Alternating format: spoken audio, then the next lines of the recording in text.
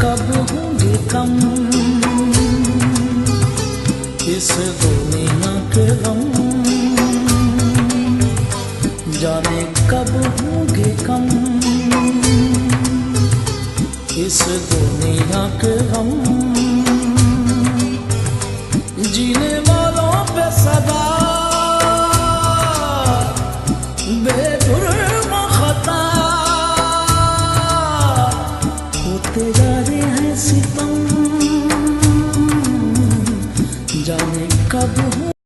शहदाद कोट वासी बिजनेसमैन मीर आसिफ खान जमाली ऐं तारिक जमाली पारां शहदाद कोट वासण दिल जे मर्ज़ में मुब्तला न्याणी जे इलाज लाइ 5 लाख रुपया रक़म साथियुनि हथां दुबई मां मोकिले ॾिनी, जेका न्याणी जे घर पहुची खेसि पहुचाई वई। शहदाद कोट जे बाकराबाद पाड़े जे रहवासी पोरियत अब्दुल रशीद मंगरे जी 13 वरनि जी न्याणी सुहाना मंगरियो नंढपिण खां दिल जे आर्ज़े में मुब्तला हुई, जेका गुरबत सबब इलाज न थियण करे बीमारी जे बिस्तरे ते ज़िंदगी ऐं मौत जा ॾींहं कटे रही हुई। संदसि दर्दनाक कहाणी मीडिया में रिपोर्ट थियण खां पोइ दुबई में कारोबार शहदाद कोट वासी बिजनेसमैन मीर आसिफ खान जमाली ऐं तारिक जमाली पंहिंजे समाज सुधारक साथियुनि प्रकाश कुमार हिरियाणी, डॉक्टर मुजाहिद अवाण, अयाज छलगरी मार्फत न्याणी जे इलाज लाइ 5 लाख रुपया रोक रक़म ॾियारे प्रकाश कुमार हिरियाणी ऐं डॉक्टर मुजाहिद अवाण आसिफ खान जमाली पारां 5 लाख रुपया इमदाद रक़म दिल जे बीमारी में मुब्तला न्याणी सुहाना जे घर पहुची न्याणी जे हवाले कई। प्रकाश कुमार हिरियाणी ऐं डॉक्टर मुजाहिद अवाण मीडिया वारनि खे ॿुधायो त मीर आसिफ खान जमाली ख़ल्क़ खुदा जी ख़िदमत में अॻु भरो आहे, जंहिं अहिड़ी मीडिया ते रिपोर्ट ॾिसी न्याणी जे इलाज लाइ 5 लाख इमदाद तौर मोकिले ॾिना आहिनि, जेका रक़म बीमार न्याणी सुहाना जे घर पहुची न्याणी हवाले कई आहे। हिननि चयो त ख़ल्क़ खुदा जी ख़िदमत जो जज़्बो रखंदड़ आसिफ जमाली पारां महीनो अॻु 5 लाख रुपया लाड़काणे जे बीमार नींगर इरफान चांडो जे इलाज लाइ पिणु मोकिलिया हुआ, जेके इमदादी रक़म हिननि इरफान चांडे जे घर पहुची वारसनि खे पहुचाई हुई। न्याणी जे वालिद अब्दुल रशीद मंगरे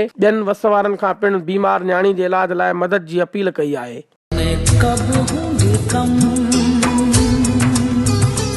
इस दुनिया के गम, जाने कब होंगे कम